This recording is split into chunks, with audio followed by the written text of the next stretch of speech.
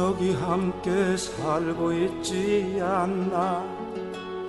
사랑과 순결이 넘쳐 흐르는 이 땅. 안녕하세요. 모순에 찬 대한민국 사회의 베일을 하나씩 벗기는 대한민국 9번째 방송입니다. 지난 방송까지는 한국 정치에 대해 살펴보았습니다. 이번 방송서부터는 정치만큼이나 좀 문제가 되고 있는 한국의 국방 분야를 살펴보도록 하겠습니다. 특히 국방 분야는 뭐 여러 가지 문제로 사회적 논란이 있는데 그거를 하나씩 좀 진단을 해볼 텐데요. 오늘부터 이 자리에 함께 하실 분이 계십니다. 안녕하세요. 안녕하십니까. 저는 한가운데인데 누구신가요? 예. 저는 화살촉이라고 합니다. 네. 처음 뵙겠습니다. 네, 반갑습니다. 네, 잘 부탁드리고요. 예. 국방 분야 전문가시라고. 아니요, 앞서서 그 붉은 날님께서 네. 정치 분야 너무 방송을 잘해 주셔가지고 상당히 좀 부담스러운데 제가 뭐 능력껏 한번 열심히 해보겠습니다. 네, 잘 부탁합니다. 그래서 바로 이제 내용 들어가죠, 뭐. 그렇게 하시죠. 네. 일단 우리나라 군 문제 얘기할 때 먼저 이런 질문을 드리고 싶어요.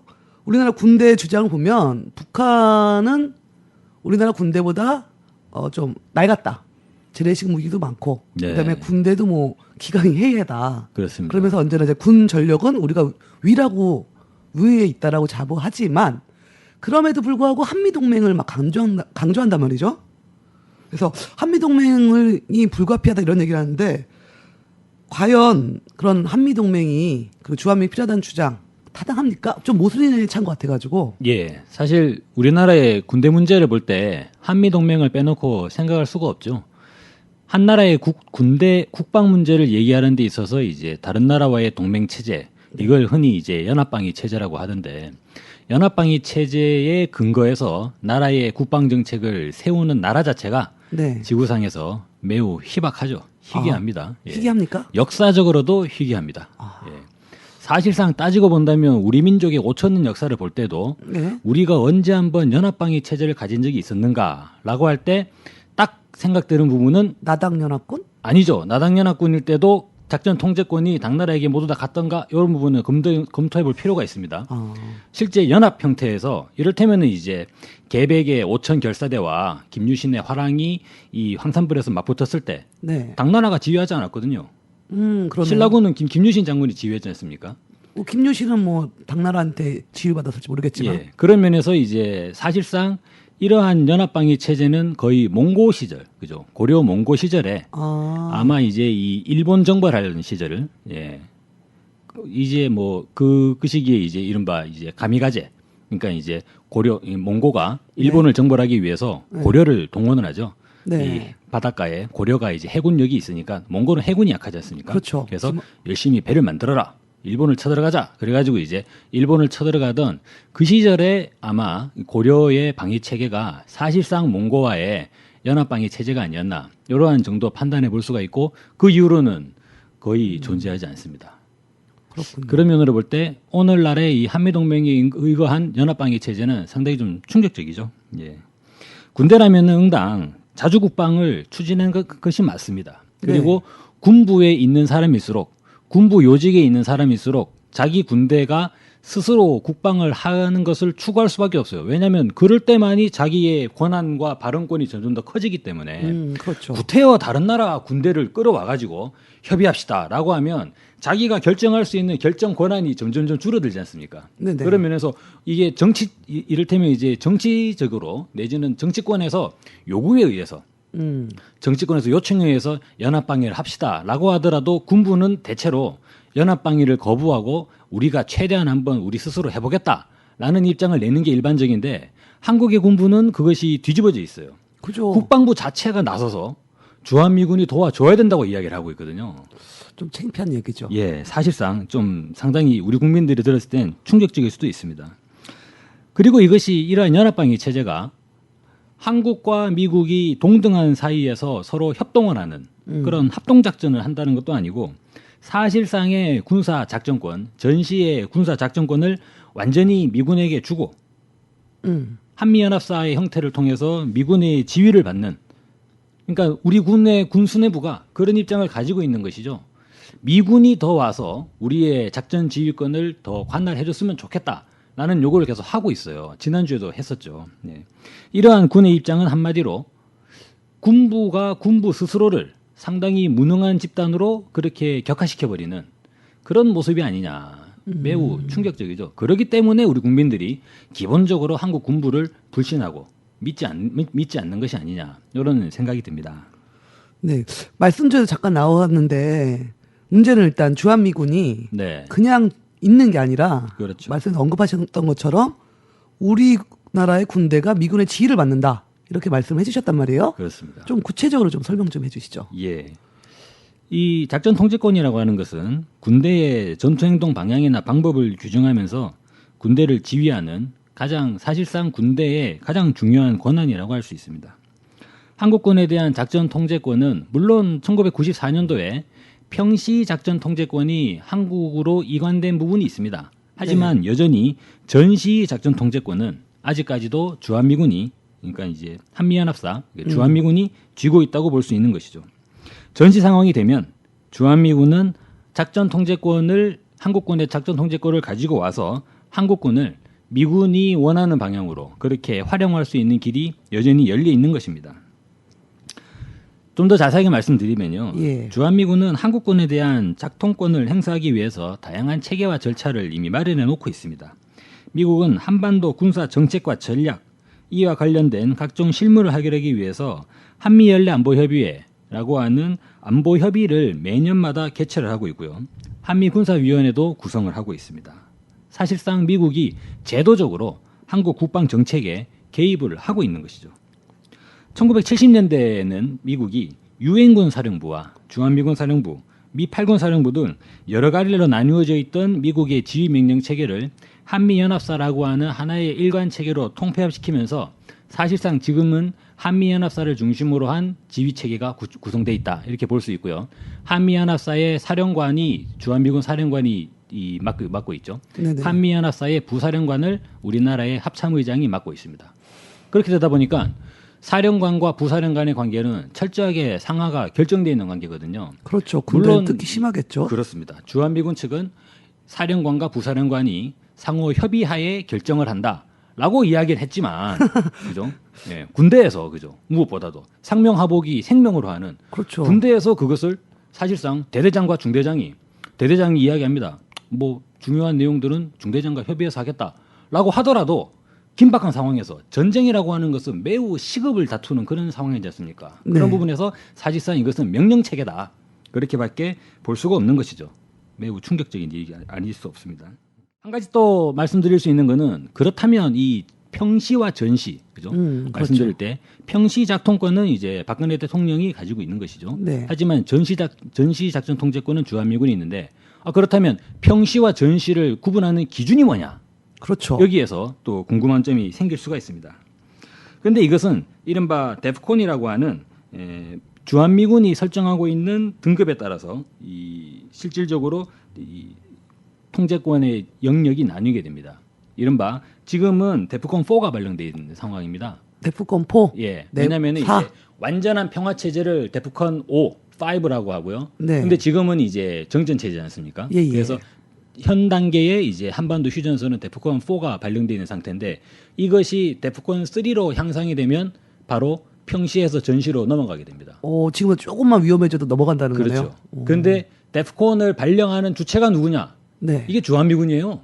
주한미군이 그러면은 그러니까 이게 어떻게 돼 있냐면 박근혜 대통령이 판단을 해서 지금 한반도에 전쟁이 발생했으니 자 주한미군 사령관 우리의 군대를 인수해 주시오라고 하는 게 아니라 그 판단을 주한미군이 한다는 거죠. 예. 주한미군을 판단했을 때 야 이거 지금 전쟁 난 거 아니냐? 박근혜 대통령 작전권 주십시오. 그래가지고 가져오는 실제 그런 형식이라는 것입니다. 그리고 그 데프콘 3라고 하는 것이 역사적으로 보더라도 전면전 시기에만 발생하는 것이 아닙니다.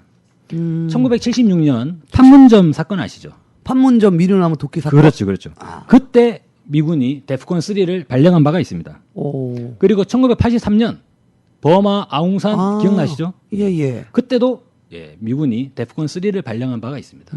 그래서 사실상 실제적으로 전쟁이 났을 때 이것이 작전권이 이관되는 게 아니라 주한미군 입장에서 이 한반도의 이 긴장 상태를 그들이 판단을 해서 결정을 해버리면 거기에 따라서 어쩔 수 없이 우리나라 정부는 군대의 작전 통제권을 미군에게 넘겨줘야만 하는 지금 그러한 처지에 있다는 것이죠.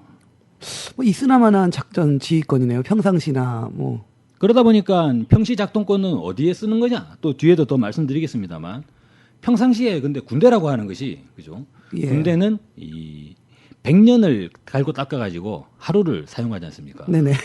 사실상 군대는 전시에 비상 시기에 이제 활용할 수 있는 그러한 이제 집단이 되겠죠. 그렇기 때문에 군대가 이 빛을 발하는 것은 전시인데 그럼 평시에는 무엇을 하느냐? 평시에는 관리를 하게 됩니다. 그죠? 행정 관리, 장병들의 복무 여건 개선 그런 부분들을 하게 되죠. 사실상 이 한국군이 가지고 있는 작전 지휘권이라고 하는 것은 이 군대 전반의 관리 권한, 평소에 얼마만큼 잘 장비와 장병들과 훈련 상태를 잘 이렇게 관리해 나가느냐 그런 측면에 해당되는 성격이 더 크다고 할 수 있겠죠. 네, 참. 근데 우리나라 군대가 네. 대한민국 군대가 그래도 뭐 세계 5위권 그리고 네. 뭐 60만 뭐 이렇게 자랑하잖아요. 그런데 이런 나라의 군대 작전 지휘권을 미국이 갖는다. 좀 이거 좀 황당하고 슬픈 일인데 미국이 근데 우리나라의 한국 군대 뭐 실정을 정확히 알면서 지휘가 될까요? 예, 그 많은 국민들이 그런 부분에서 좀 깊이 생각을 잘 안 해보시는 것 같아요. 그러니까 우리가 이를테면 미군이 강하니까 그리고 이제 북한의 위협이 있으니까 미국이 와서 우리를 도와주는 게 뭐 나쁘진 않다라고 생각이 드는데 그렇다면 과연 그 연합방위라고 하는 네. 연합방위 시스템이 얼마나 효율적인가 과연 얼마나 효율적일 수 있을까 그런 면에서 별로 생각은 안 하시는데 근데 결론적으로 보면 이게 상당히 지금은 이제 제대로 기능을 하는 상황으로 볼 수 있습니다. 이것이 근데 손바닥 뒤집으면 뭐가 되냐면 사실상 주한미군이 한국군과 별개의 군사 조직이라는 측면보다는 주한미군이 한국군을 평상시에도 그리고 역사적으로도 계속적으로 관할을 해오고 관장을 해온 그러한 관계에 있다. 사실상 군대에서 갑과 을의 관계? 요즘 예. 유행하는 말이죠, 갑을. 그렇죠. 이 요즘 유행하는 갑과 을의 관계로 볼 수 있습니다. 우리 60만 장병들은 을의 분노를 느껴봐야 되는 것이죠. 뭐 요즘 텔레비 프로 뭐 진짜 사나이 보면 연예인들 나와서 열심히 하던데. 예. 그 인기도 있는데 보면 일반 병사들 생활이 좀 나오잖아요. 네. 근데 좀 많이 좋아진 것 같은데. 아, 복무 여건 개선으로 많이 이야기되는 부분이 있습니다. 근데 이제 그 복무 여건 개선이라고 하는 부분도 물론 이제 뒤에서 말씀드리겠습니다만 장병들을 징집하는 것부터가 문제가 되겠죠. 그러니까 복무 여건 개선은 이를테면 장병들을 왜 징집을 하느냐 여기서부터 문제가 나서게 되는데 그건 아마 이제 한 3부에서 제가 말씀을 드리겠습니다. 네, 알겠습니다. 이 미군이 과연 한국군의 실정을 얼마나 제대로 알고 있는가? 한국군에 대한 작전 통제권 자체가 네. 한국군이 창설되는 순간부터 미국에 의해서 관할이 되어 왔다고 볼 수 있습니다. 실제로 한국군이 만들어지게 된 배경 자체가 미군의 판단과 정책에 의해서 만들어졌다고 볼 수 있어요. 하긴 대한민국이 미군정 시대가 그렇죠. 있었으니까 아무래도 특히 예, 그렇습니다. 저희가 1945년도 일제를 물리치고 해방을 이루긴 했지만 부득이하게도 부당하게도 미국에 의한 군정이 이제 실시가 되다 보니 사실상 미군이 1945년부터 1948년까지 3년간 대한민국의 모든 정치, 경제, 군사, 문화, 사법, 행정 모든 권한을 관할했던 그 미군정의 시대가 있었지 않습니까? 예. 그 미군정 시기에 바로 한국군 창설이 논의가 되었다는 것이죠. 누구에 의해서? 미군에 의해서. 예. 그렇죠. 그런 면에서 사실상 주한미군이 우리 군을 얼마나 아느냐 아주 잘 알 수밖에 없습니다. 예. 실제로 한번 간단하게 그 당시 시절 한번 살펴보겠습니다. 예. 그 1999년에 한국국방연구원에서 발표한 보고서가 있습니다. 한미안보협력 50년의 재조명이라는 그런 보고서가 있는데 여기에 보면 당시 미군정의 한국군 창군 작업이 1945년 11월부터 이미 본격화됐다고 하고 있습니다. 그때 미군정 치안 책임자인 미 24군단 헌병사령관 시크 준장의 건의에 따라서 11월 13일에 하지 중장이 국방사령부를 설치했습니다. 그리고 육군과 공군 4만 5천 명, 해군과 해양경비대 5천 명 규모의 국방부를 창설할 계획을 세웠어요. 하지만 그 당시 세운 계획은 미소 공동위원회가 끝날 때까지 보류하자라는 미군의 판단에 의해서 그죠? 미국이 세웠다가 그것을 미 본토의 지시에 의해서 보류가 된 상황이 있습니다. 참 어처구니 없네요. 그 이후에 메가더를 중심으로 해서 다시 창군 계획을 세워가지고 우리나라의 경찰 경비대가 미군정에 의해서 1946년에 만들어졌죠. 그 당시만 5천 명 수준이었는데 경찰 경비대가 상당히 늘었습니다. 47년도에 무려 2만 명까지 늘어났고요.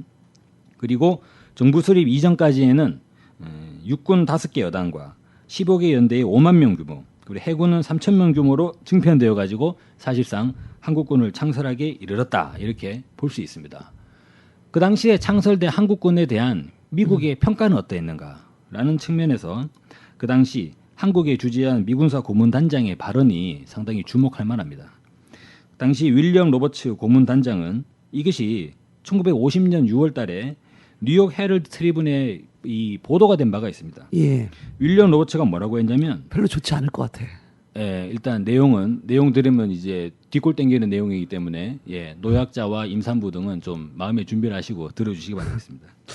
미군 장병 500명을 현명하게 그리고 결정적으로 사용하려면 미군 대신 총을 쏘아줄 10만 명의 병사를 훈련시킬 수가 있다는 거예요.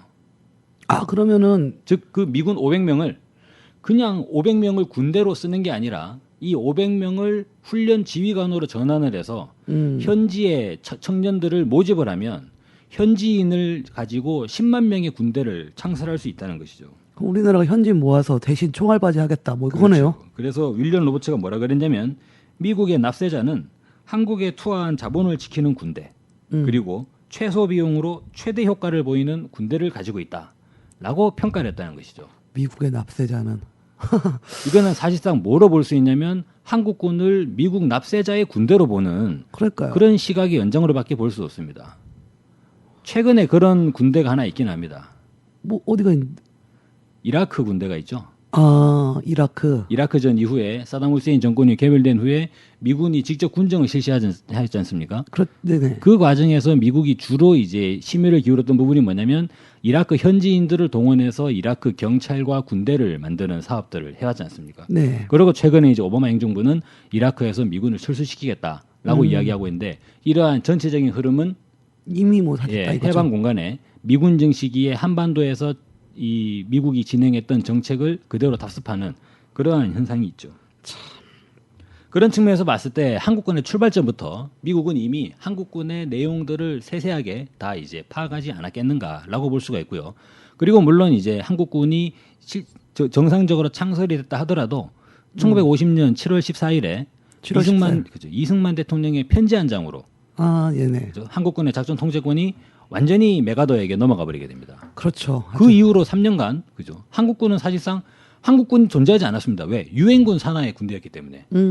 그렇겠네요. 그래서 그 이후에 실제 전쟁 시기에 3년간 미국을 중심으로 유엔군이라는 그러한 이름으로 메가더가 계속적으로 한국군을 관할을 해왔기 때문에 한국군의 실정과 한국군의 특징 그리고 한국군을 어떻게 또 이 작전에 동원하는 것이 유효하겠는가 그런 부분에 대한 상당한 이제 실전, 풍부한 경험들이 축적이 돼 있지 않았겠나.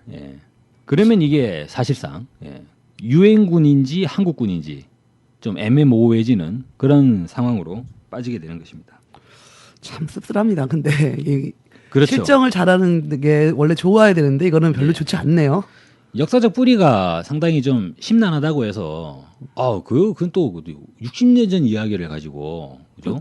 지금은 21세기인데 과학기술의 첨단을 달리는 21세기의 시절에 뭐 아직 캐캐묵고 2차 대전 얘기를 하고 있느냐라고 생각하실 수도 있어요. 하지만 미국이 한국의 국방에 관여할 수 있는 루트는 이 경로는 상당히 많이 있습니다. 실제로 주한미군은 한국의 절대적인 영토 사용 권한을 가지고 있어요. 영토 사용 권한. 그렇죠. 왜냐하면 미국이 지정을 하면 그 지역, 그 토지는 바로 미국의 군사 기지로 전용이 될 수가 있습니다. 그 대표적인 예가 그렇죠. 평택 미군 기지. 그렇죠. 대추리. 그렇죠. 평택 대추리 미군 기지가 수많은 우리 국민들이 반대하고 평택의 현지인부터 시작해가지고 모든 사람들이 평택 미군 기지를 반대했음에도 불구하고 그것이 왜 강행될 수밖에 없었는가. 그죠? 한미 상호 방위 조약에 의해 가지고 미국이 한국 영토의 사용 권한을 가지고 있기 때문에 그렇습니다. 그리고 그렇죠. 미국이 평택을 주한미군의 향후의 거점으로 사용하겠다라고 결정을 내린 이상 평택은 미군 기지가 될 수밖에 없는 그러한 이제 처지에 놓여 있다. 예, 아주 정말 이 열받지 않을 수 없는 그러한 현실이라고 봐요. 실제로 한미 상호방위조약 제4조에 보면 이러한 조항이 있습니다. 한미는 상호 합의에 의해서 결정된 바에 따라서 미 합중국의 육군, 해군과 공군을 대한민국의 영토 내와 그 주변에 배치하는 권리를 대한민국은 이를 허락하고 미 합중국은 이를 수락한다 이렇게 되어 있습니다. 이것은 뭐냐면 권리가 있다는 거예요. 미국이 가지고 있는 권리를 대한민국은 허락한다는 거죠. 허락한다. 거부할 수 있는 게 아니에요. 그리고 대한민국이 판단하는 게 아니에요. 대한민국은 오로지 허가할 뿐이죠. 그게 법조항으로 있다는 자체가 예. 상식적이지 않는 거네요. 그렇죠. 그래서 그런 면에서 이 실제로 미국이 물론 뭐 세계 여러 나라에 주둔하고 있습니다. 독일에도 주둔하고 있고 일본에도 주둔하고 있고 해외에 이제 미국이 해외 주둔군이 많이 있긴 합니다만 특히나 이 한국에 존재하고 있는 이 주한미군 그리고 한미 상호방위 조약은 다른 데서 찾아볼 수 없는 상당한 독소적인 내용들을 많이 포함을 하고 있죠. 한미 상호방위 조약에서 나중에 한번 좀 얘기를 해보시죠. 그렇게 하시죠. 예.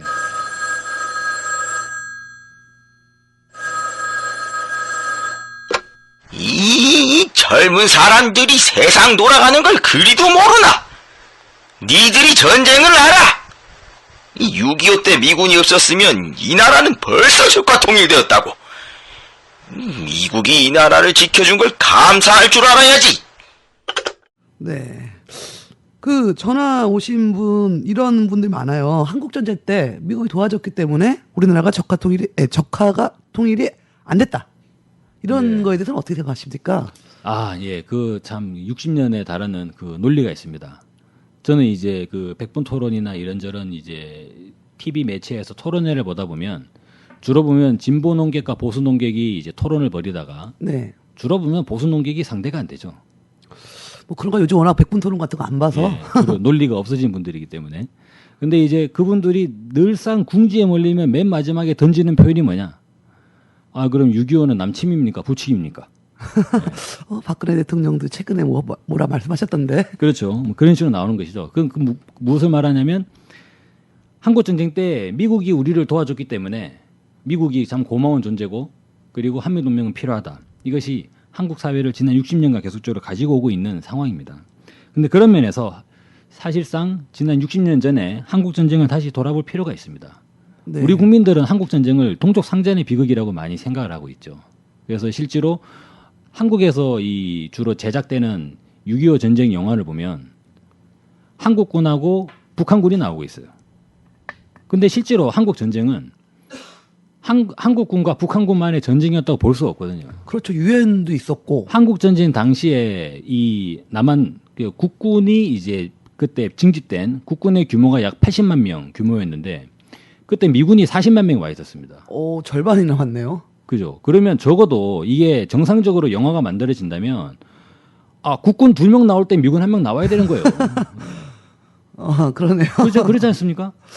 제가 이제 여러 한국 전쟁에 대한 여러 영화를 봤는데 가장 거기에 근접한 영화가 웰컴 투 동막골이 있습니다. 거기 주한미군 나오죠. 거기는 미군 나오죠. 미군 나오죠. 그렇죠. 예, 저는 사실적으로 잘 그렸다고 생각을 합니다. 예.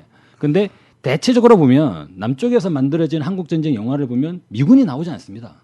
네. 이건 저는 사실상 그 당시에 실증적인 전쟁의 이제 이 복원에 좀 미비한 게 아닌가 이런 생각이 들죠. 그리고 또 미군만 있겠습니까? 그 당시에 중국군, 그죠?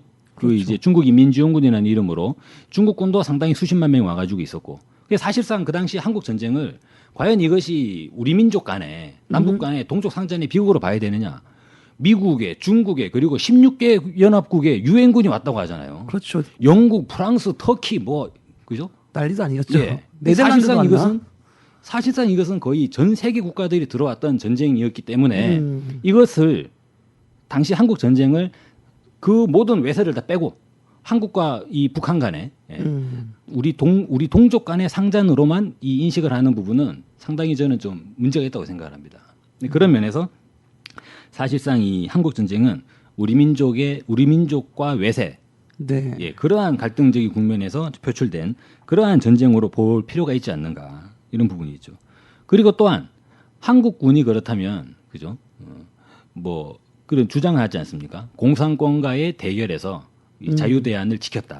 예, 이런 이야기를 하고 있는데 실제로 그 당시에 한국군이 펼쳤던 작전 중에는 상당히 좀 가슴 아픈 내용들도 많이 있습니다. 어떤 전쟁 시기에 이른바 보도연맹 사건이라고 있죠. 예. 약 30만 명에 달하는 보도연맹원들을 물론 이제 보도연맹을 전체적으로 학살하는 그러한 작업에는 당시에 한국 경찰이 주도했다고 되어 있습니다만 네. 한국 군부도 상당히 관여한 부분이 드러나고 있지 않습니까? 군경의 이름으로 그 보도연맹원들 학살하고 그 당시에 이제 형무소에 수감돼 있던 이 이른바 양심수들 지금 얘기하면 양심수겠죠. 그렇죠. 양심수겠죠. 그리고 이제 보수 진영의 이야기로 잠시 표현을 빌리면 이제 이른바 그 정치범들, 네. 그 사람들을 전부 다 학살을 했던 바가 있습니다. 사실상 국민을 그렇게 이제 죽이는 특히나 보도연맹 사건을 보면 그 30만에 달하는 보도연맹원들이 어떠한 이념적 성향이 있다고 볼 수 없는 거거든요. 그렇죠. 사실 인민군이 총 들고 와가지고 밥 달라고 하는데 어떻게 하겠습니까? 밥을 해줘야죠.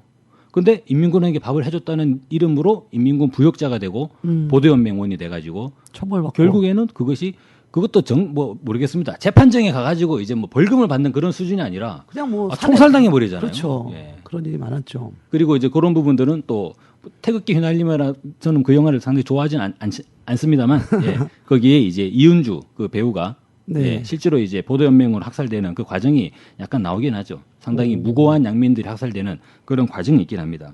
근데 이런 부분들이 상당히 한국 전쟁 자체가 우리 민족의 가슴 아픈 역사를 가지고 있다는 거예요.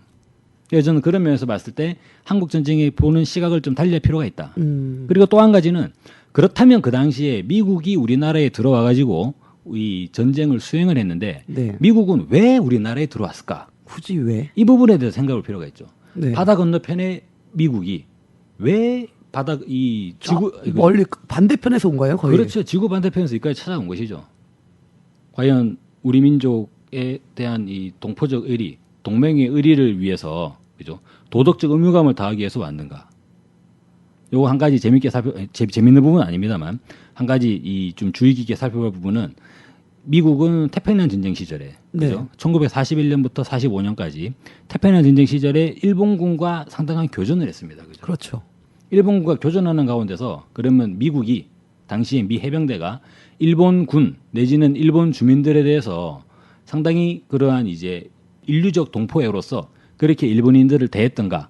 아니죠. 그렇지 않죠. 뭐 히로시마에 뭐 원자폭탄 투하하고. 그렇죠. 그 사람들은 일본 사람들을 잽스라고 그랬어요. 잽스. 옐로우 몽키죠. 사실상. 사실 일본인을 비하하는 표현이지 않습니까? 그렇죠. 근데 그 당시 엄밀히 봤을 때 미국인들의 시각으로 보면 조선은 그죠? 미국이 얼마나 지구 반대편의 나라에 대해서 그 역사에 대해서 잘 알 수 있겠습니까?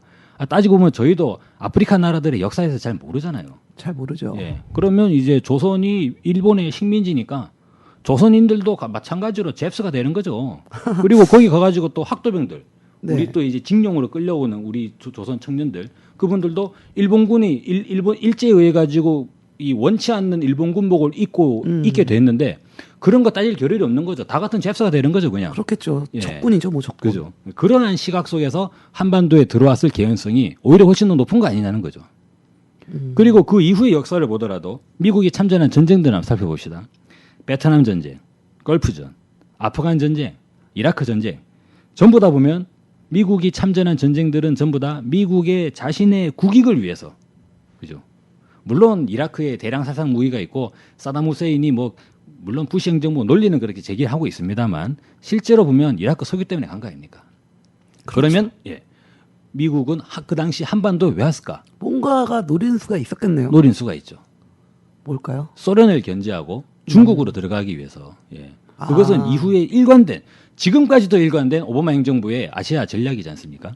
그런 면에서 이 사실상 한반도를 동북아의 주요한 군사적 교두보를 보고 이 지역을 반드시 한반도를 이 미군의 관할하에 둬야 된다. 그러한 정치적 요구가 있었기 때문에 들어온 것으로 그렇게 보는 게 오히려 맞지 않는가 하는 거죠. 그런 면에서 이 한국 전쟁에 대한 재평가 그리고 이제 전면적인 좀 연구가 전 상당히 필요하다고 생각합니다. 네. 한국 전쟁 어쨌든 우리 아직은 우리 한반도가 분단되어 있기 때문에 특히 한국 전쟁은 뜨거운 감자 중에 하나예요. 어떻게 볼 것인가. 그렇죠. 특히 소위 말하는 진보 그리고 보수 아주 첨예하게 특히 보수 측에서 사상 검증할 때 누굴 사상 검증할 때 아까 말씀하셨던 것처럼 전쟁이 남침이냐 북침이냐 아주 단순하게 물어보는데 과연 그렇게 한국 전쟁을 규정할 수 있을지 전쟁 발발의 시점도 그렇고 말씀하신 것처럼 수많은 양민 학살 그리고 그 위에 과정에서 보면은 한국 전쟁은 아직도 평가돼야 될 지점이 많다. 재평가되고 한국 전쟁의 진실은 밝혀져야 된다고 생각을 합니다. 그런데 한국 전쟁을 계기로 우리나라 대한민국 역사를 보면은 미군이 주둔하게 된 거라 볼 수 있는데 한국 전쟁에서부터 쭉 들어온 거 아닙니까 미군이? 그렇죠. 예. 그럼 도대체 미군은 많은 우리가 이제 예전에 주한미군 범죄가 있을 때도 주한미군 철수 이런 주장을 많이 하셨는데 주한미군 철수도 안 하고 있고 도대체 이 주한미군은 언제까지 있을 건가요? 있어야 되나요? 네. 일단 미국이 어떤 입장을 가지고 있는지 살펴볼 필요가 있겠죠. 네.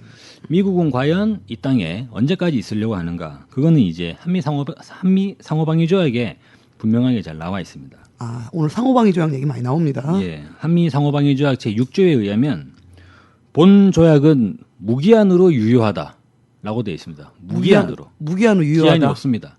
올해가 지금 2013년이죠. 네. 미국의 생각에 따르면 그죠? 무기한이라는 말은 3013년에도 서기 4013년에도 지금 헐리우드에서 SF 영화 많이 만들고 있죠. 네네. 그래서 이제 우주로 날아다니는 그런 서기 4013년이 와도 미국은 한반도에 계속 주둔을 하려고 하는 것이 미국의 가장 기본 입장이 아니냐 그렇게 볼 수가 있겠죠.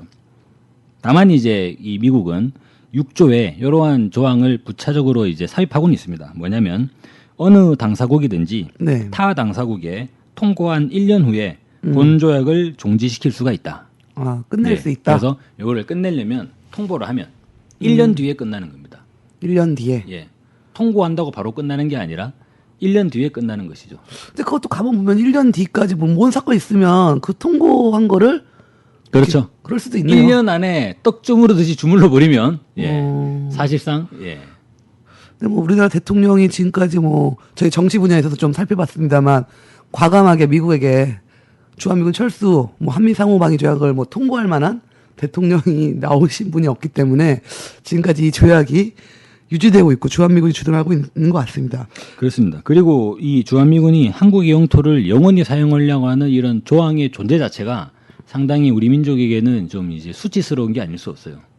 그냥 전 세계 유일하다 이런 표현도 좀 아쉬운데. 그렇죠. 하다못해 가지고 동남아의 필리핀도 미국과 기지 사용 조약을 체결할 때 기지 사용 기간을 25년으로 산정을 했었습니다. 그리고 실제로 그 당시 이제 필리핀 수빅만의 네. 그 미 대규모의 이제 기지가 있었죠. 그리고 그 수빅만의 기지가 지금은 이제 철수했습니다만 필리핀 수빅만에 자리 잡았던 미군은 기지 사용 기간이 1991년에 끝나버렸어요. 그게 끝나자 미국은 필리핀 정부에 사용 연장을 요청했습니다. 네. 아, 우리 여기 좀 더 쓰고 싶은데 어떻게 안 되겠냐. 근데 필리핀 의회가 사용 기간 연장에 동의하지 않았어요. 의회에서. 예. 그래서 필리핀 의회에서 노 해가지고 가시오 해서 미국이 갔습니다. 깔끔하나요? 하다못해 가지고 그죠 특정 국가를 거론하는 것은 아닙니다만 필리핀의 예를 우리는 좀 잘 볼 필요가 있다는 것이죠. 네. 근데 우리나라는 무기한으로 유효하다고 했으니까 일단 그렇죠. 이게 논의될 경우도 없고. 논의할 거리가 없는 것이죠. 그러니까요. 예. 다만 이제 누군가가 음. 한국 정부나 미국 정부나 이것을 종지시키고자 한다면 그러면 이제 국론에 상당한 이제 여론이 형성되겠죠. 그리고 그 1년 뒤에 1년 뒤에 종지가 된다. 만만치 않네요. 지금의 대한민국 현실을 봤을 때는 쉬운 문제가 아닙니다. 주한미군 관련해서 계속 질문을 드리면 주한미군이 현재 그러니까 작년에 통계자를 보니까 한 3만 명 가까이 주둔한다 그래요. 대한민국에. 그리고 아까 한국전쟁에는 40만 명 정도가 참전했다라고 네. 하셨는데 그리고 이제 미국이 대한민국뿐만 아니라 많은 나라에 주둔해 있지 않습니까? 예, 그렇습니다.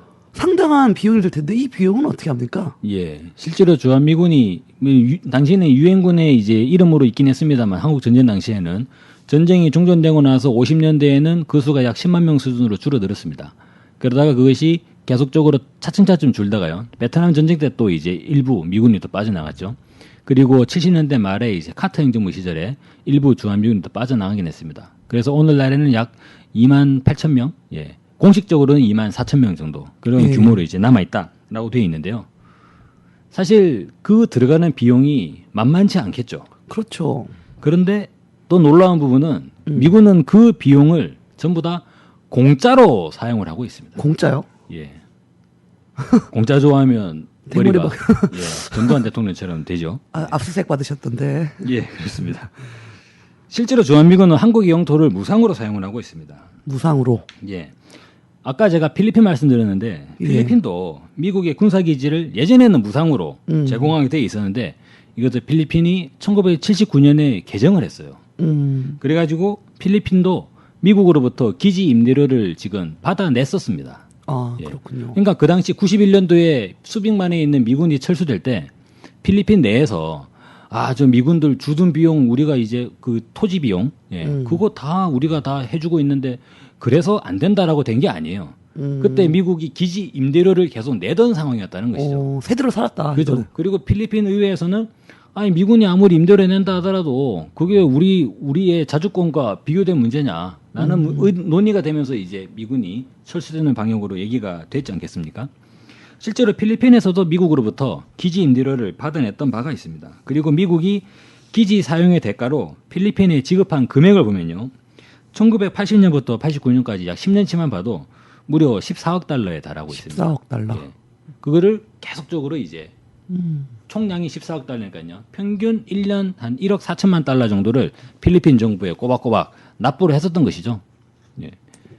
필리핀에 대해서 미국이 그렇게 했다는 것입니다. 그런데 대한민국은 그렇습니다. 그에 반해서 주한미군은 기지 사용료를 내지 않습니다. 근데 기지 사용료만 안 내는 게 문제가 아니라 문제는 기지 유지 비용도 우리나라가 내고 있어요. 유지 비용이라면은 뭐 건물 보수 뭐 이런 거. 그렇죠. 그리고 이제 기지 이전 계획 뭐 그런 부분도 포함하지 않습니까? 네. 이것이 위키리크스에서 폭로가 됐습니다. 용산기지 이전 계획이 있지 않습니까? 예. 용산기지 이제 좀 더 지금 이제 평택 미군 기지가 쭉 건설됨에 따라서 갈 텐데. 전국적으로 이제 이전이 되겠죠. 근데 그 이전 비용이 정말로 어마어마할 것이다. 이렇게 추정이 되지 않습니까? 당연하게 많겠죠. 예. 한겨레 신문이 2011년에 폭로를 했습니다. 9월 28일입니다. 위키리크스 전문에 의하면 주한미 사령관이 2004년도에 용산기지 이전 계획과 연합토지관리계획이라는 것을 한국 정부와 합의를 했는데 그 네. 당시에 미국과 한국 정부 사이에 방위비 분담금을 기지 이전 계획과 관련된 건설 비용에 사용할 수 있다고 했다는 거죠. 방위비 분담금을 예. 기지 이전에 사용할 수 있다. 그 방위비 분담금 방위 필요한 돈을 내는 거 아니에요? 그렇죠. 그 비용을 기지 이전에 사용할 수 있다라는 말은 뭐냐면 우리가 용산 기지를 평택으로 이전을 할 때 네. 한국 정부가 내고 있는 방위비 분담금을 이용하겠다는 거죠. 지네 돈 안 들이고. 그렇죠. 자기 돈을 들이지 않고. 그리고 더 나가서 위키리크스 내용에 의하면 한국 정부는 아직까지 이런 사항을 국회와 한국 국민에게 알리지 않고 있다라고 알리지 이야기를 않고 합니다. 있다. 예. 알면서도 그렇죠. 그리고 그 전문에 의하면 또 최근 한국 국방부가 100억 달러, 100억. 이거는 우리나라 돈으로 한 10조 원 정도가 되죠. 예. 100억 달러에 달하는 주한미군 재배치 비용 중 절반을 한국이 부담한다고 발표했지만 주한미군은 분담금 전용분과 민간 투자 임대 사업이 있습니다. 그러니까 이제 국내에 또 민간이 들어가지고 사업을 하지 않습니까? 예, 예. 그 사업까지 포함을 할 때 한국의 부담은 전체 비용의 93%에 이를 것이라고 추정했다고 하는 것이죠. 그럼 다 우리가 하는 거네요? 그런 문서가 위키리크스 폭로가 됐습니다. 아. 물론 이제 이 부분에서 과연 그 위키리크스 폭로 문건이 사실이냐 아니냐 진실관계에 대한 규명은 물론 필요합니다만 지금까지 공개된 대체적인 위키리크스 폭로가 대체적으로 사실이었지 않습니까? 네네. 그런 면으로 봤을 때 이 전체적인 이 부분 사실상 우리가 대체 주한미군에 어디까지 부담을 해줘야 되는 건지 그런 부분에 대해서 좀 생각을 해봐야 되는 것이고 미국의 입장에서는 이건 그야말로 손 안 대고 코 푸는 격이죠. 예. 꼭 먹고 알 먹고 뭐. 그렇죠. 거의 이건 뭐 그죠?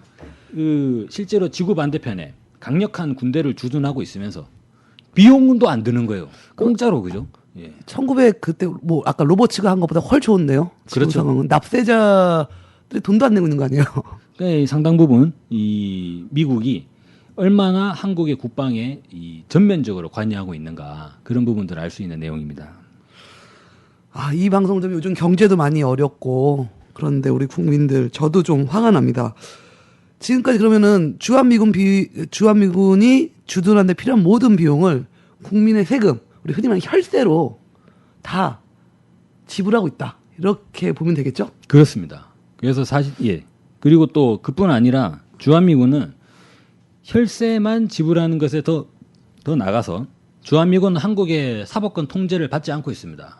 사법권 그건 좀 범죄 이럴 때마다 그렇죠. 많이 얘기 나오지 않습니까? 그래서 사실상 이 세 가지죠. 첫 번째는 이제 작전 통제권을 가지고 있다는 특권이 있고요. 네. 두 번째로는 한국의 영토를 자기 마음대로 사용할 수 있다는 두 번째 또 권리가 있죠. 네. 그리고 세 번째로는 주한미군이 한국 법의 적용을 받지 않습니다. 그런 세 가지 특권을 가지고 있어요. 이건 완전 특권의 3종 세트라고 할 수 있죠. 이거는 거의 주한미군한테는 대한민국 땅이 자기네 땅이네. 예. 특히나 이 한국의 사법적 통제를 받지 않는 치외법권 조항은 상당히 이것은 이 지난 구한말 시절 그죠? 네. 제국주의 열강가의 불평등 조약에서나 볼 수 있는 아주 독소 조항 항목인 것이죠.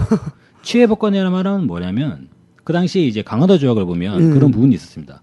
강화도 조약 당시에 조선은 일본에게 5개 항구를 개항했지 않습니까? 네. 항구를 개항하고 그 항구에 일본인에 대한 치외법권 지역을 뒀다는 거예요. 그 말은 그 항구에서 일본인들은 뭘 하더라도 처벌 안 받는다 이거 아닙니까? 일본의 법에 따른다는 거죠. 네. 예, 그러니까 일본 검찰의 판단에 따르는 거죠. 음. 근데 일본 검찰이 기소를 안 하는 거예요. 예. 그러면 할 말 없는 거지 않습니까? 그렇죠. 예, 사실상 그런 치외법권 조항들이 상당히 이제 발생했다는 것이죠. 그리고 그 당시에 이 구한말 시대 보면 일본인들이 상당히 간교하게 우리나라의 이 제부들을 약탈해 갔습니다. 어떤 식으로 약탈해 갔냐면요. 이 농촌에 보면 예. 이 평소에 이제 형편이 좀 안 좋지 않습니까? 보릿고기 이럴 때. 그렇죠. 그럴 때 이 일본인들이 적극적으로 막 찾아다니면서 양곡을 빌려줘요. 가을에 갚으라고. 양곡을 빌려줍니다. 그래놓고는 가을에 그 일본인이 일본으로 가버려요.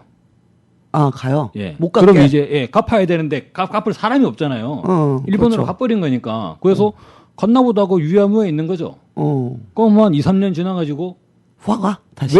왜 안 갚냐? 이 법원에다가 고발해 버리는 거죠. 그래가지고 재판을 통해 가지고 재산을 뜯어내는 그런 방식으로 일본이 우리나라의 제부를 약탈한 바가 있습니다. 일본 원래 싫어하긴 하지만 더 싫어지는데. 실제로 이제 이 치외법권이라고 하는 측면을 보면 사실상 그 사법 통제 영역이 한국 검찰의 이 권한이 적용되는 것이 아니라 미국 헌병대가 판단하게 된다는 측면이 있죠. 네. 이건 상당히 좀 우리나라로서는 충격적인 부분이에요. 왜냐하면 주한미군 기지 내에서 네. 사실상 미군 기지는 그 미국 영토지 않습니까? 예. 그래서 그 예전에 방송하셨죠? 그 여기서 주한미군 기지로 편지를 쓰면 LA로 주소 써야 된다는 그렇죠. LA로 주소를 써야 되죠. 예. 근데 미군 기지 내에서 사건이 나는 거야. 어쩔 수 그거야 없죠. 뭐 미국이 관할하는 거는 우리가 물론 우리 영토를 그렇게 무상으로 사용하고 있는 부분에 분노합니다만 지금의 뭐 체계상 그건 뭐 어떻게 우리가 할 수 있는 부분은 아니지 않습니까? 근데 문제는 이 주한미군 범죄라고 하는 것이 미군 기지 내에서 일어나는 게 아니에요. 미군 기지 내에서 무슨 뭐 스미스 상병이 스티브 일병에게 뭘 폭행을 가하고 그래가지고 나타나는 일이 지금 저희가 이야기하는 주한미군 범죄가 아닌 거죠. 그렇죠. 미군 기지를 나와서 대한민국 영토 내에서 첫째로는 대한민국 영 내에서 둘째로는 대한민국 국민을 상대로 벌이는 그러한 범죄 행위들이라는 것이죠. 그 범죄에 대해서 한국 검찰이 수사권을 갖지 못한다. 이거는 정말로 물론 이제 수사권을 이 미국의 허락을 받게 돼 있죠. 예. 네네. 그러니까 한국은 요청하면 미국이 이제 거기에 대해서 검토하게 되는 것이죠. 예. 그러한 이 조항 자체가 상당히 우리 국민들에게 있어서는 우리 국민들이 받아들일 수 없는 그런 부분이 아니냐 이렇게 볼 수 있습니다. 주한미군 범죄하면 올해 3월에도 이태원 도심 난동 사건. 그렇죠. 패터슨인가? 예. 아니 패터슨 아니죠. 그 거의 뭐 헐리우드 영화를 방불케 하죠. 예. 총 쏘고 경찰들 예. 치고 도망가고 해서 좀 그때 올해도 또 공기총을 쐈죠. 예. 언론에 보도가 됐는데, 그러니까 주한미군 범죄하면은 우리가 인식할 정도면 상당히 좀 심각한 범죄다. 그렇습니다. 근데 많이 일어날 것 같아요. 많이 숫자 많으니까 예. 좀 주한미군 범죄 뭐 이렇게 대표라고 표현은 그렇지만은 좀 주요하게 우리가 봤어야 될 사건들이 무엇이 있는지 좀 예. 소개 좀 해주시죠. 예. 실제로 이제 이러한 이 미군 범죄의 내용은 한미 주둔군 지휘협정이라는 게 있습니다. 네. 한미 주둔군 지휘협정의 이름으로 지금까지 취해법권 영역이 계속 지속되어 오고 있는데 지금 현황은 이런 것이죠. 한국 정부는 미군에게 신병 인도를 요청을 해야 되는 것입니다. 우리가 실제로 가져올 수 있는 건 아니에요. 그래서 여러분들도 그 신문지면에서 미군 범죄 관련한 기사를 잘 보시면 한국 경찰은 뭐 스티브 상병을 체포하여 미 헌병대에 인계했다 이렇게 나오거든요. 그렇죠. 예. 이게 뭐 어떻게 그죠? 검찰에서 뭐 기소하는 내용이 아니에요. 뭐 미 헌병대에 인계하는 거거든요. 근데 미 헌병대에서 어떤 처벌하는가 나오지 않습니다. 예. 그런 부분이 있다는 것이죠. 근데 이것이 과연 전체적으로 그렇다면 미군 범죄가 대체 뭐 어느 정도로 일어나는 것이냐 그런 부분 한번 살펴볼 필요가 있습니다. 정부의 공식 통계로는 네. 소파가 처음으로 발효된 것이 1967년입니다. 1967년. 그 사실상 이 67년 이전의 범죄는 알 수가 없네요. 예, 지금 이제 파악도 안 되는 거예요. 그렇겠죠. 특히나 이 전쟁 당시에 그죠? 전쟁 시기에 이 이를테면 미군에 의해서 이 한국 우리 주민들의 양민들에 대한 이제 범죄 행위, 좀 학살 행위라든지 아니면 애매한 그죠? 막 총 쏴버리고 이런 예. 그런 부분들에 대해서는 아예 파악도 안 되는 부분인데 67년부터 판단을 한다 하더라도 67년부터 2002년 말까지를 봅시다. 예. 그때까지 발생한 미군 범죄는 경찰에 접수된 사건만 봅니다. 접수되지 않은 사건은 뭐 빼더라도 네. 무려 5만 2천 건에 달합니다. 5만 2천 건. 예. 5만 2천 건이고 이것이 이 미군 1인의 단독 범행일 수도 있지만 여러 명의 미군이 같이 범행을 할 수도 있잖아요. 네네. 그래서 전체적인 범죄에 가담한 미군은 약 5만 9천 명 정도 5만 9천 명. 가 됩니다. 예. 상당히 많죠. 이를 위 통계를 근거로 해서 그렇다면 67년부터가 아니라 45년부터 하면 어떻게 될까라고 할 때 대체적으로 이제 한국에서는 최소 10만 건이 넘는다. 10만 건이 넘는다. 예, 그렇게 추정을 하고 근데 있습니다. 지금 이 경찰에 보고된 거라고 하면은 보고되지 않은 건 더 있을 수도 있겠네요. 그렇죠. 신고되지 않은 것도 있을 수 있죠. 네. 어쨌든 10만 건 이상이 될 거다. 주한미군 범죄 근절 운동본부가 있습니다. 예. 거기에 자료에 의하면요. 1967년부터 1987년까지 요 20년간을 보게 되면 전체적으로 이제 3만 9천 건, 약 4만 건이 되죠. 그러니까 2002년까지 하면 5만 2천 건. 근데 요것을 계산을 하게 되면 1년에 2천 건, 1년에 2천 건이면은 하루에 5건. 하루에 5건. 예. 하루 5건의 범죄가 이것이 공식적으로. 발생하는 게 아니라 경찰에 신고되는 게 그러니까. 예. 경찰에 신고되는 게 하루 5건이었다는 거예요. 특히나 이 미군 범죄 중에 아주 우리 국민들의 이 분노를 자아냈고 네. 전 국민적 항쟁을 불러일으키기도 했던 사건이 바로 2002년도 6월 13일에 있었던 동두천의 이 효수림 이선희 사건이 있죠. 네네. 예, 신효수 신미선 두 여중생이 친구 생일잔치에 가던 중에 그죠? 길가에서 미군 장갑차에 깔려서 압사당하는 네. 예, 그런 그것을 이제 사고라고 해야 될지 범죄라고 해야 될지요. 그런 범죄 행위가 발생을 했습니다만 사망자는 있는데 가해자가 없다는 아주 황당한 판결이 나버렸죠. 맞아요. 그때 기억나네요. 그래서 가해 미군은 아무런 처벌을 받지 않은 채 그리고 즉시로 미국으로 도망가 버렸어요. 미군 측에서 본국으로 소환시켜 버린 거죠. 예. 그러한 상황에서 국민적 분노가 폭발됐죠. 네. 그때 처음으로 이제 태동한 것이 뭐냐면 예. 오늘날 진보의 아이콘, 진보 대명사 촛불 집회가 예. 그 효수님 이선희 사건에서 처음으로 예. 제기가 됐습니다. 맞습니다. 당시 인터넷 아이디 악마를 쓰는 한 인터넷 농객의 제안에 의해 가지고 그죠? 그렇죠. 우리 두 여중생을 추모하는 촛불을 듭시다 하면서 촛불 집회가 처음으로 예, 탄생이 되게 됐던 것이죠. 광화문을 가득 메웠던 촛불 집회. 그렇습니다. 그리고 대선. 그 촛불 집회로 인해서 사실상 대한민국의 대통령이 그죠? 바뀌었죠. 예, 미국에게 할 말을 하겠다라고 이야기하셨던 대통령이 예, 당선되셨습니다. 네. 그래서 미군 범죄는 이와 같이 한국 사회에서 중요한 사회 문제로 다뤄진 지 오래입니다. 네. 그래서 미군 범죄와 관련된 수많은 영화들도 많이 제작이 됐습니다. 그럼요. 괴물. 그렇죠. 괴물 그리고 이태원 살인 사건. 이태원 살인 사건. 예, 이 상당한 대중들이 이 관객들이 그 영화를 보면서 영화의 내용에 대해서 공감을 하고 함께 분노하고 그런 과정들이 있었죠. 특히나 미군들이 벌이는 범죄 중에 이 강력 범죄가 매우 이 잔인하고 엽기적인 그런 범죄들도 많이 있습니다. 대표적인 사례가 이 1992년도에 발생했던 케네스 이병희, 이 사람인지 뭐 귀신인지 모르겠는데 이 윤금희 씨 살해 사건이 있습니다. 네. 이건 아주 이제 너무나 충격적이기 때문에 처참한. 그죠? 노약자와 임산부 등은 가려 들으셔야 되고 저는 정상 우리 국민들도 가려 들으셔야 되기 때문에 이 사건의 구체적인 전말에 대해서는 제가 발언하지 않는 걸로 하겠습니다. 그거 아마 인터넷 검색하시면 아마 예, 뭐 궁금하신 분께서는 윤금희 씨 살해 사건으로 인터넷에 검색을 한번 해보시면 될 것 같고요. 96년도에는 이제 에바다 농강원수의 성추행 사건, 그리고 97년도에는 이제 조중필 씨 살해 사건 등 주한미군 범죄는 주로 5대 강력 범죄죠. 예. 살인, 방화, 강도, 강간, 절도 뭐 이런 거죠. 예. 그러한 이제 기본적인 강력 범죄로 상당한 파장을 낳아왔습니다. 특히나 이제 최근까지도 미군 네. 범죄가 계속적으로 이어지고 있습니다. 주로 보면은 이제 강간 범죄, 그죠? 그리고 이제 막 아주 이 이제 총까지 쏘잖아요. 예, 무기적이지만. 죄질이 안 좋은 그런 범죄 행위들이 상당히 많습니다. 이와 같이 미군이 엽기적이고 충격적인 범죄를 저지르는 이유는 무엇이겠는가라고 할 때 이 소파로 인한 그 미국이 우리나라의 법조항에 처벌을 받지 않는다는 그 부분을 배제할 수 없다는 부분이죠. 실질적으로 미군 입장에서 보더라도 처벌을 받지 않는 상황에서 그죠? 예. 처벌받지 않으면 뭐 마음대로 하겠죠. 예, 막 안 그래도 예를 들어서 이제 이 부대 내에서 뭐 상관에게 아주 모욕적인 언사를 듣고 기분이 막 상해 있는데 갑자기 또 본토에 사귀던 여자친구가 고무신을 거꾸로 신었다는 거예요. 그래가지고 이태원 나와가지고 술 먹고 만취된 상태에서 열받는 김에 그죠? 어차피 뭐 깜빵 가는 것도 아닌데 한번 질러버리는 그런 미군들이 상당히 구조적으로 발생할 수 있다는 것이죠. 그래서 이 소파 부분은 반드시 개정이 돼야 된다 이렇게 말씀을 드리겠습니다.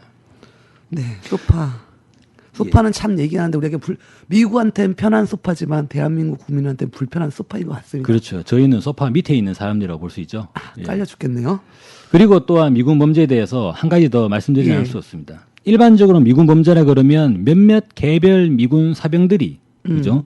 이 우발적으로 네. 벌이는 그러한 이제 범죄 행각으로 전체 미군 집단과는 관계 없는 것처럼 그렇게 인식하는 경향이 있는데 그렇지 않습니다. 주한미군이 조직적으로 자행한 범죄도 상당히 많습니다. 아, 조직적으로요? 그렇죠. 그 대표적 사례가 바로 환경범죄죠.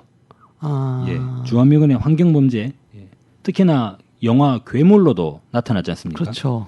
그 사례를 간단히 말씀드리면 2000년 2월 9일에 용산 미 8군 기지에서 그때 영안실에서 근무하던 근무원 맥팔랜드라는 군무원이 있는데 그자가 독성을 가진 발암 물질인 포르말데히드를 한강에 무단으로 방류했죠. 네. 그 괴물 영화 보면 첫 부분에 그 첫 부분이 장면. 나오죠. 예. 괴물 영화 전체의 스토리가 그죠. 미군 기지에서 이 독성 물질인 포르말데히드를 이제 한강에 무단 방류를 해서 괴물이 생겼다. 그 영향으로 인해서 그죠 괴물이 나타났다. 그러한 영화지 않습니까? 당시 메팔랜드는 이제 시신 처리 방부제로 쓰이는 약 20박스 분량의 포르말데히드 그러면 470병이 되고 이것을 리터로 환산하면 223리터가 되는 거예요. 이 223리터를 싱크대를 통해 하수구로 다 버려버렸다는 거죠. 독약 200리터를 그죠 싱크대를 통해서 버려버렸다는 겁니다. 그 결과 이 유독한 발암물질이 별도의 정화시설이 없는 용산기지의 하수구를 지나서 한강으로 그대로 다 흘러 들어가 버렸다는 거예요. 그렇죠. 예. 그래서 이것이 바로 그 영화 괴물의 이 이야기가 되기도 했습니다. 또한 이뿐만 아니라 이른바 한간에 논란이 됐던 고엽제 사건 알고 계시죠? 아, 고엽제. 그 칠곡인가요? 예, 그렇습니다. 그 이른바 2011년도 전직 주한미군의 폭로로 드러났었는데 예전에 이제 베트남 전쟁 때 미국이 전쟁이 너무나 이제 수세에 빠지고 있으니까 베트남 밀림을 다 말려죽일 심산으로 이 아주 독성이 강한 제초제죠. 고엽제를 개발해 가지고 그거를 베트남에다가 엄청나게 뿌려냈는데 예. 그 고엽제 재고분이 한국에도 상당 부분 있었다는 거예요. 그런데 이 주한미군이 무엇을 폭로했냐면 자기가 그 고엽제를 이 미군 기지 안에다가 불법으로 매립을 했다는 거죠. 네네. 예, 그것이 바로 이제 경북 칠곡 지역이죠. 그 아주 경북 칠곡의 이 어르신들. 칠곡 외관 이쪽. 예, 그렇습니다.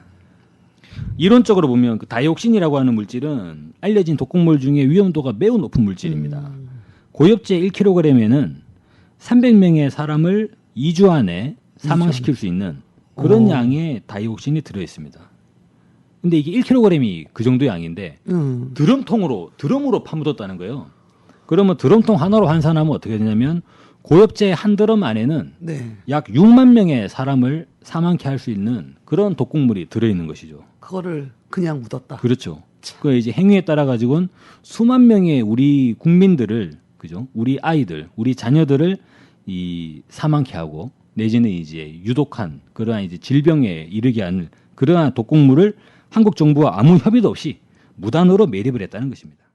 그리고 이제 뿐만 아니라 주한미군은 비무장지대에 고엽제를 대량으로 살포하기도 했습니다. 네네. 예, 이것도 참 저는 이제 뭐 좀 왼손으로 뿌렸다 이런 보도가 있었잖아요. 예, 특이한 부분도 있는데 한나라당 윤상원 의원이 이거를 또 이제 밝혔더라고요. 오. 1968년에서 1969년까지 두 차례에 걸쳐서 최전방 9개 사단, 93개 대대에 관할해 비무장지대 6,840헥타르에다 5,700명의 군인을 동원해서 맹독성의 고엽제를 살포했다.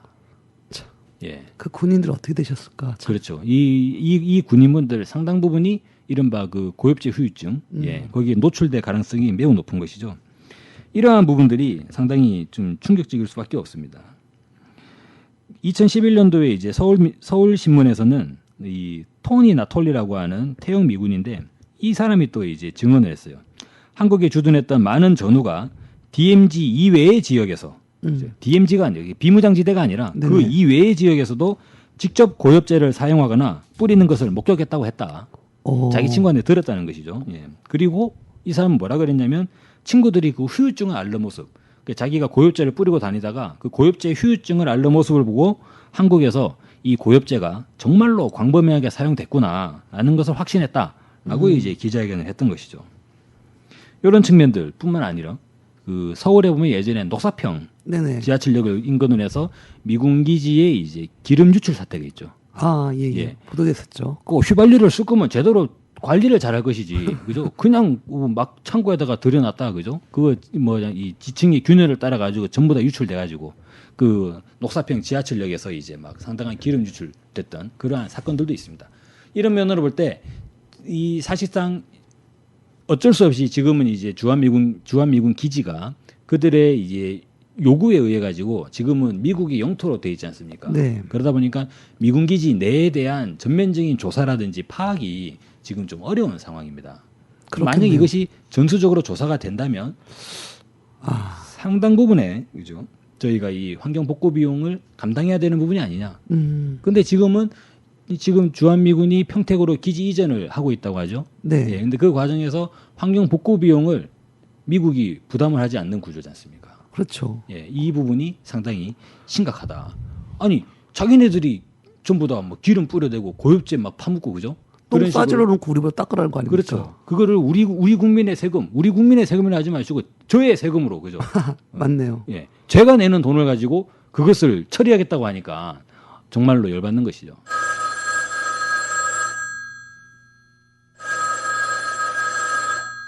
당신들 뭐하는 사람들입니까? 주한미군이 3만 명 가까이 됩니다. 내 주변에 착한 미군들도 많아요. 그 몇몇 사건 사고를 가지고 전체로 확장하면 어떻게 합니까? 선량한 미군이 피해 입잖아요. 에? 왜 젊으신 분이 이렇게 질문하셨는데 좀 대답 좀 해주시죠. 예. 그 실제로 이제 주한미군이 선량한 미군도 물론 계시죠. 예. 그렇죠. 그 모든 주한미군이 전부 다 이제 막 그런 사람이라고는 생각하지 않습니다. 네. 기본적으로 저희가 제기하는 부분은 구조적인 문제가 있다는 거예요. 즉, 왜 그러한 우리의 권리를, 그죠? 당당한 우리의 사법권을 왜 포기를 하느냐. 예. 실제로 사법권이 포기됨으로 인해 가지고 이른바 이제 처벌을 받지 않는 그러한 영역이 발생하기 때문에 이것은 저는 주한미군에게도 저는 불행하다고 봅니다. 범죄의 유혹이 되는 상황으로 가는 거거든요. 예. 그래서 이거는 시급히 한미 간에 이 정리를 해야 되는데 사실상 그 부분에 대해서 좀 우려가 되는 부분이 뭐냐면 예. 아까 말씀드렸던 미군의 조직적인 범죄 행위가 있습니다. 독극물 매립을 한다든지요. 아니면은 이제 뭐 기지를 자기 마음대로 사용해 버린다든지. 그러한 측면에서 미군 당국의 입장에서 이러한 치해복권 영역을 이제 포기를 하게 될 때 그들이 지금까지 기지를 사용해오던 방식 그야말로 자기 마음대로 그죠? 사실상 이런 거지 않습니까?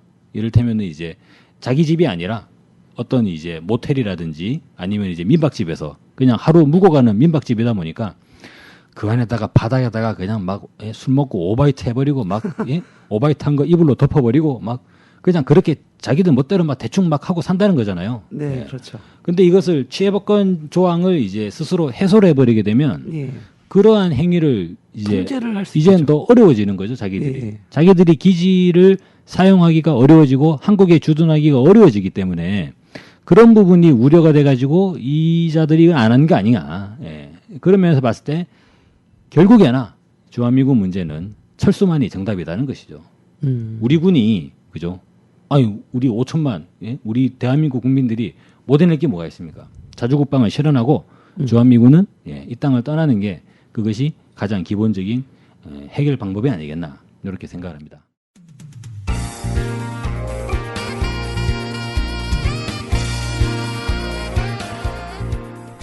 네, 안녕하십니까. 국민이 갑리다에 출연하고 있는 거친 숨소리 김대규입니다. 자, 국민을 주인으로 보는 방송 그리고 갑으로 보는 방송 주권 방송이 여러 가지 어려운 상황 속에도 계속 방송할 수 있게 되는 데는 많은 후원자들이 있기 때문입니다.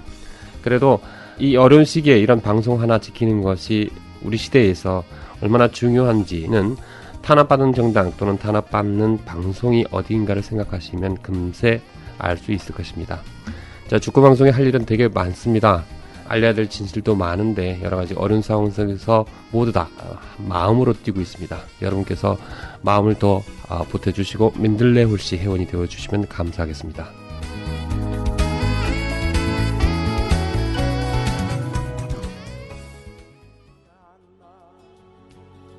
양심과 정의가 넘쳐 흐르는 이 땅 식민 독재와 맞서 싸우다 감옥에 갔거나 어디론가 사라져간 사람들은 말고.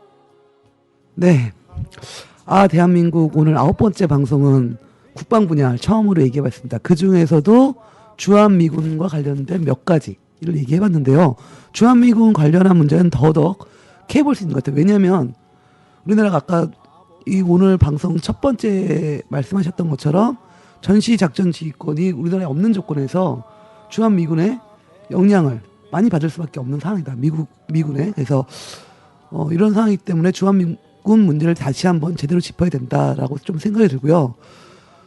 어찌되었건 오늘 방송에서 가장 중요한 거는 마지막에 말씀하셨던 것 같습니다. 주한미군이 존재할 수도 주둔할 수도 있지만 그것이 구조적으로 체계적으로 보장받는 것이 아니라 정말 그들이 요구에 의해서 자국이 우리나라에 필요하다라면 자국에 그런 돈도 내고 그러면서 우리 대한민국을 뭔가 함께 가야 되는데 그렇지 않고 일방적으로 주둔하는 이런 주한미군의 문제는 반드시 해결되어야 된다. 그렇죠. 그렇게 있을 거면 나가라는 거죠. 예. 그렇죠. 주한미군 철수 혹은 철수가 단계적 철수가 되던 뭘 하던 하지만 자기들이 싸질러 놓은 똥은 치고 가야 된다. 그렇습니다. 예, 이런 생각이 좀 들면서요. 다음 시간에는 주한미군과 관련된 두 번째 시간을 가지면서 오늘 방송은 마치도록 하겠습니다. 수고하셨습니다. 감사합니다.